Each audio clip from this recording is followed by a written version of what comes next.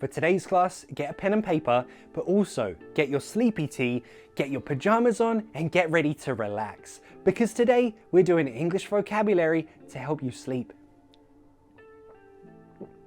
Me, that's hot.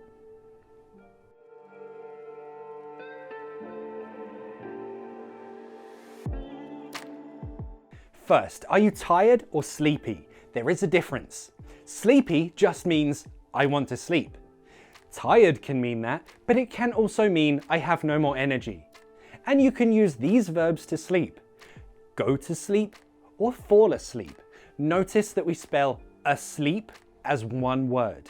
They both mean the same thing, but go to sleep is more general. Fall asleep, if you want to be really pedantic, fall asleep is a little bit different. I guess it sounds more poetic. Okay, story time. So you don't know this about me, but I used to have very bad sleep apnea. That means you stop breathing when you're asleep. It's very dangerous. So in my case, my tonsils were so big from an infection.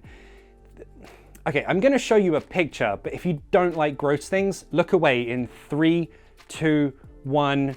Yeah, those were my tonsils at the time. You see, they were so big, they closed when I fell asleep, and that woke me up, and I couldn't sleep a full night. Okay, it's safe to look again. Yeah, they were so big that when I fell asleep, my throat would just close, and I would stop breathing. So I wasn't sleeping much. I'd sleep an hour, wake up, sleep another hour, wake up, 45 minutes maybe, wake up. So I was very, very sleepy all the time.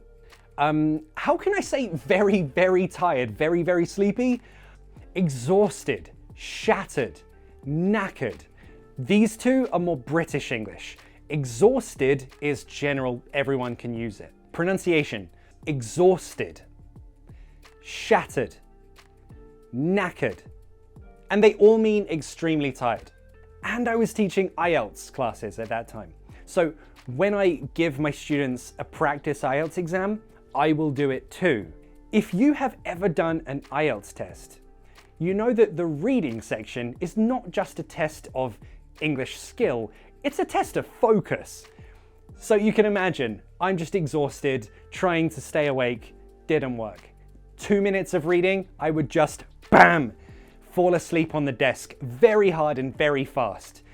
When you fall asleep very hard and very fast, you can say that you crash. I just crashed. Yes, that's the same verb as with a car, but in this case it's with your pillow, or in my case with my desk. You can also say you passed out. You fell asleep instantly. To pass out also means to lose consciousness, to faint. So keep that in mind, be careful how you use it. But this was because I didn't get enough sleep for a long period of time.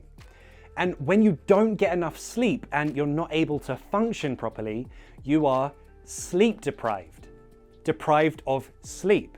It was crazy. I was sleep deprived for 1, maybe 2 years, like a very unhealthy amount of time to not sleep properly.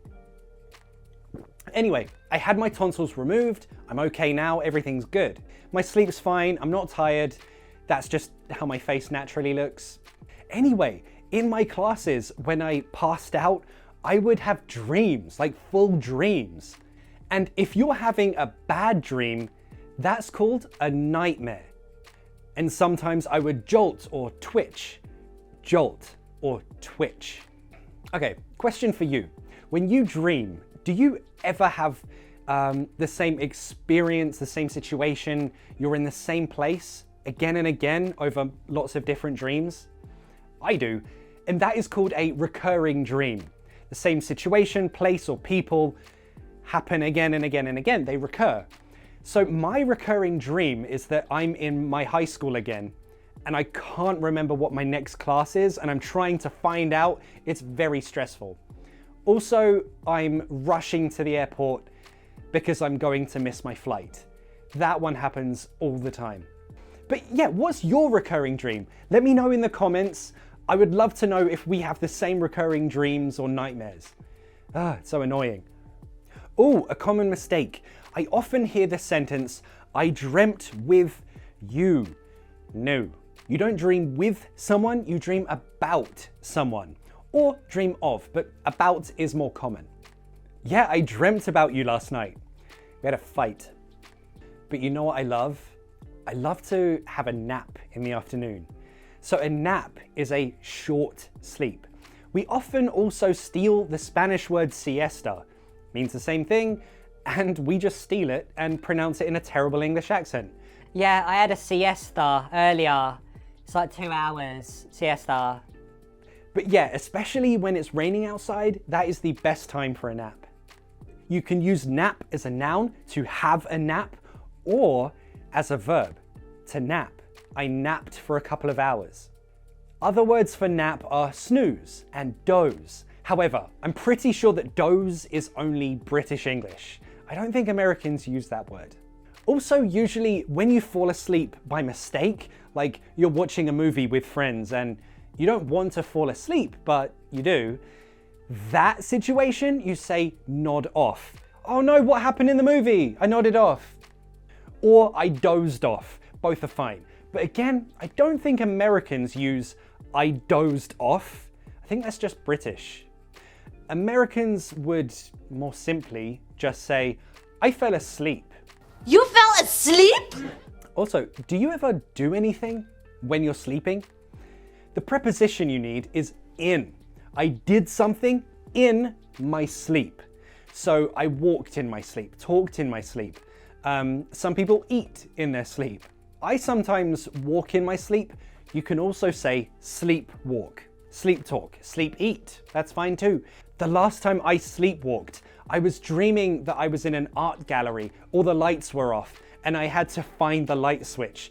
So, of course, I woke up in the middle of my room, hitting the wall, trying to find the light switch. I looked very silly, but luckily, no one was here.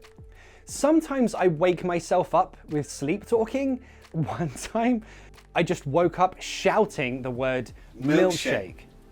No idea why, it's so stupid. But anyway, then the morning comes and you need to know the difference between wake up and get up. Well, wake up just means your eyes open. And get up means you leave your bed. So you could say, I wake up at 8, but I'm on my phone for half an hour before I actually get up. What else in the night? Oh, also, in the night, you might snore. That's this sound. Or maybe you're one of those people who set an alarm for 8 a.m., the alarm goes off, it makes a sound, but you're like, nah, another 10 minutes is good. And you hit the snooze button. You have a 10-minute snooze. Personally, I do that. I will always choose another 10 minutes, even if it means I miss breakfast. But be careful, if you hit snooze too much, you might oversleep. To oversleep means you had a time that you want to or need to wake up, but you sleep longer than that. And if you oversleep, you might actually miss your first day of class or that flight. Oh my God, that is a lot of vocabulary. And yeah, now I am very sleepy. Rightio. Yeah, I think I'm gonna have a little sleep. Good night, everyone.